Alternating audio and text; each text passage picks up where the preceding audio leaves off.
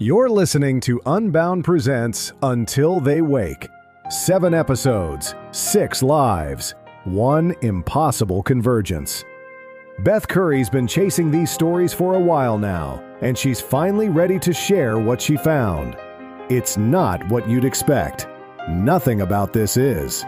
Pull up a chair. This one's different.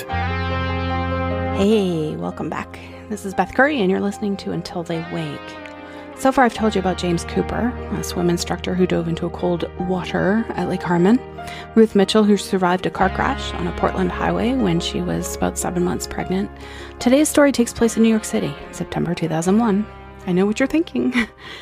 And no, this isn't a story about the towers. Not directly, but what happened on September 11th created the atmosphere for what happened 4 days later. It shaped the city Maria Gonzalez was moving through. It shaped the fear she was already carrying. This is about a woman named Maria, 26 years old. She was living in Brooklyn, working as a paralegal in Manhattan. And on September 15th, 2001, someone came after her on a dark street 3 blocks from her apartment. Maria learned to fight back in the girls' bathroom at Lincoln Middle School. 6th grade, a group of girls cornered her after 3rd period and wanted her lunch money. She gave them her fist instead. She tells me she got suspended for 3 days. Her mom was mad, not at Maria for fighting, but at the school for punishing the victim. She told Maria she'd done the right thing, that she should never let anyone make her small. And Maria carried that with her into high school, into college, into her job at this small Manhattan law firm that specialized in family law, like divorces and custody battles, domestic violence cases, that kind of stuff. It wasn't glamorous. Most days she was drowning in paperwork and filing motions and scheduling depositions and sitting in client meetings, taking notes. But when they helped a woman get a restraining order or secured custody for a parent who'd been fighting for years, it felt like work that actually mattered. Her boss, Catherine, was the kind of lawyer that Maria wanted to be someday. She was sharp and she was uncompromising and fierce in court, but genuinely compassionate with clients. She'd taken a chance on Maria straight out of community college. She didn't have a bachelor's degree, no credentials, just good grades and what Catherine called the right instincts. She told Maria during that interview that knowing when someone is lying is worth more than any degree at all. Maria had been with the firm 3 years by September of 2001. Catherine had been encouraging her to take the LSAT, apply to the law school. But law school cost money Maria didn't have, of course. Her mom was getting older and her 2 younger brothers were in college and drowning in debt, and her grandmother's health was declining. So someone needed to be the stable one, and that someone was Maria. September in New York is beautiful. If you've ever been, the oppressive summer heat kind of finally breaks and the light changes and it goes softer. Maria loved the city in September, the way that it felt like anything good could happen, possibilities and things like that. And she was working late on September 10th. Catherine needed a brief filed by morning, and Maria was the only one who knew the case well enough to help. They had ordered Chinese food and worked until almost midnight. By the time Maria left, the subway platform was nearly empty. She texted her roommate that she was on her way home. The next morning, she woke up to a city that would never be the same. I don't need to tell you what happened September 11th. Everyone knows. What I need to tell you about, though, is what came after. The shock and the grief and the fear that kind of settled over New York. Maria went to 2 memorials that week. People from her building who worked downtown. A cousin of her mother's, the father of a girl she went to high school with. Each service kind of blurred into the next one. A lot of unanswerable questions. Catherine gave everyone at the firm the week off, but Maria couldn't stay in her apartment. She couldn't watch the news on loop. She couldn't sit still with the weight of it all, so she would go to the office anyway. She'd work on paperwork and organize case files, anything that felt productive and anything that felt normal. September 15th, 2001, 4 days after the towers fell, Maria left the office late again. It was past 10.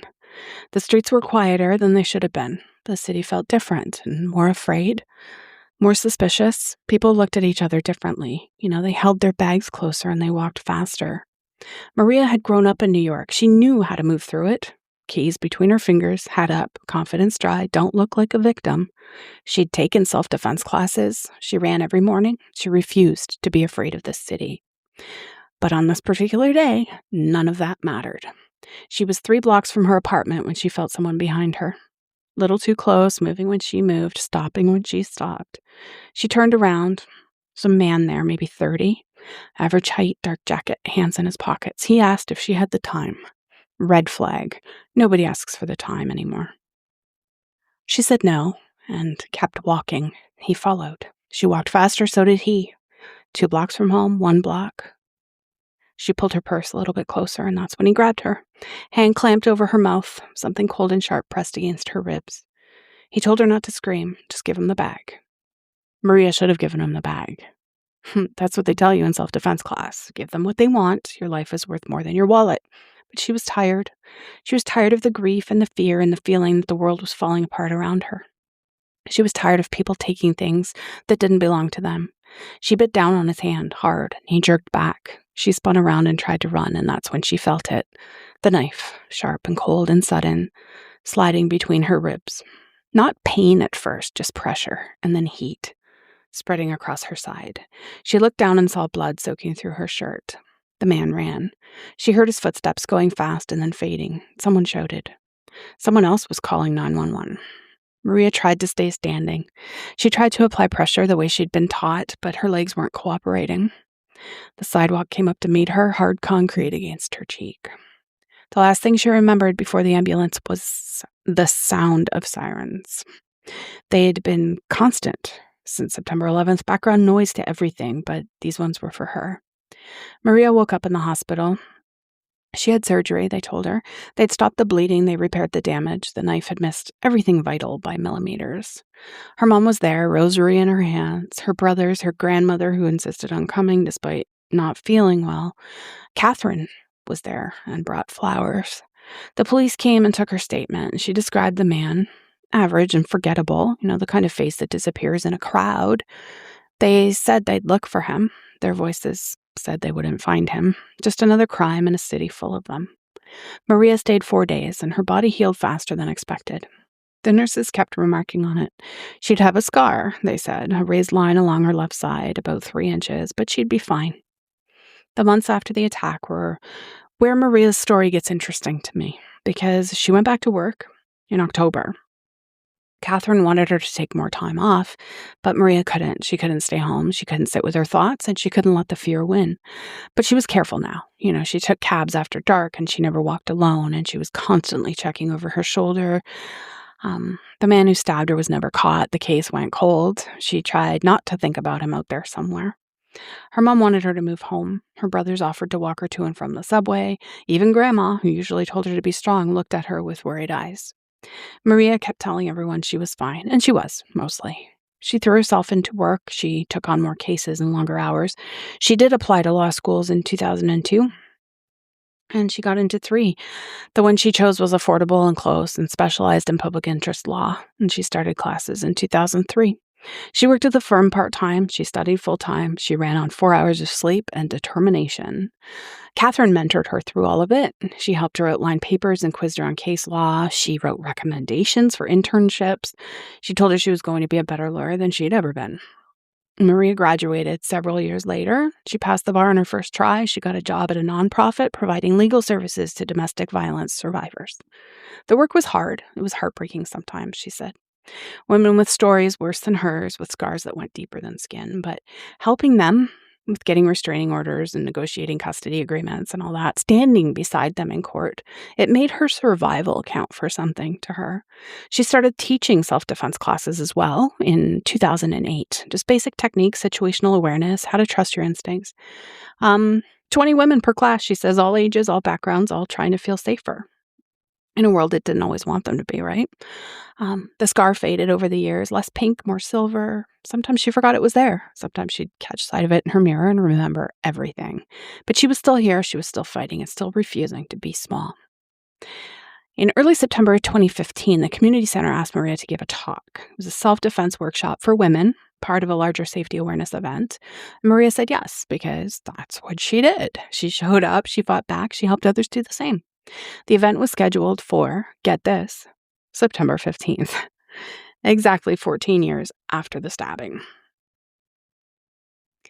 Maria didn't notice the date until after she'd already agreed, and by then it felt like something, like a chance to take that date back and turn it into something other than an anniversary of the worst night of her life. The workshop was held at a hospital with a community education center that hosted public health events. Maria drove there that morning. She prepared her notes. She rehearsed what she'd say about fighting back and survival and refusing to let fear win. 30 women showed up. The workshop went well. Questions, conversations, women practicing techniques with each other, kind of nodding along. Maria told them her story. Not all of it, but just enough, about the attack and the recovery and the choice to not let it define her. She told them that they were stronger than they thought. She says she reassured them that they had the right to take up space in this world and that they should never let anyone make them feel small. And they applauded. Several women stayed afterwards to talk, to share their own stories. Maria stayed later than she'd planned. By the time she packed up and said goodbye to the coordinator, it was almost 8 in the evening. The hospital went quiet, most visitors long gone. She headed towards the exit and took a wrong turn somewhere. The hospital was a maze, corridors that all looked the same, wings that connected in ways that didn't make sense. She found herself in a section that seemed older, less maintained. She told herself she'd just find a stairwell and work her way back to the main entrance. She pushed through a door, the end of a corridor, and she found a stairwell. She followed that one down, and at the bottom, she pushed through another door and stepped right out into a parking lot. She found her car and drove home. So that's Maria Gonzalez, a knife on a Brooklyn sidewalk and the worst week New York City ever had. 14 years of a life she built in the aftermath, fighting for other people the same way she once fought for herself. Tomorrow, I'm going to go back further to 1976 to a construction site, a man named Danny Walsh who built things with his hands and believed that the work you do with your body is the work that lasts. And in a few days, I'm going to explain how all of these stories tie together, because they do. See you next time. That's it for this episode of Until They Wake. Unbound is free to listen to. If you'd like to support production costs or get in touch with Beth, check the show notes for details. See you next time.